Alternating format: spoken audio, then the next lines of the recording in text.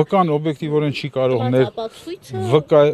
օբյեկտիվորեն չի կարող ներկայանալ դատարան երկու պայմաններում, կամ պետք է մահացած լինի, կամ պետք է Հայաստանի Հանրապետությունում չլինի եւ հետախուզման մեջ լինի, կամ պետք է այդ ընթացքում դարձած լինի խուլ եւ համր, թեկուզ այդ պայմաններում նույնիսկ կարելի է սուրդո թարգմանիչով ստանալ այդ ցուցմունքները, այսինքն Անդրանիկ Սիմոնյանի վերջո պարոն Վարդազան թե ոչ այս իրավիճակը հաշվի առնելով չեմ կարող ասել որոշել է որ ամեն դեպքում համար պարտավորություն է եւ ոչ թե իրավունք, այս հանգամանքը վկայի համար դա պարտավորություն է կարող եմ բերման ենթարկել չեմ նարել կարող է ով ինչ ջանք պիտի գործադրել տվյալ իրավիճակում, նաև չմոռանանք, որ ով է Անդրանիկ Սիմոնյանը, այսինքն այնպես չի, որ ինքը չկա, ինքը պաշտոնյա է այս պահին, եւ մենք Անդրանիկ Սիմոնյանը ազգային անվտանգ առաջինը քրեական մասնագիտացում ունի Անդրանիկ Սիմոնյանը։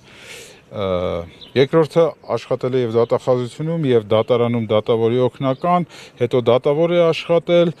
հիմա էլ աշխատում է ԱԱԾ տնօրենի տեղակալ գեներալների ուսադիրներով, այսինքն չհասկանալ, որ իր գալը հղի է նման հետևանքներով, դա ուղղակի հնարավոր չէր։ Անդրանիկ Սիմոնյանը իր այդ դատարան չներկայանալու քայլով գրեթե անելանելի վիճակի մեջ դրեց դատարանը, նախագահող դատավորի։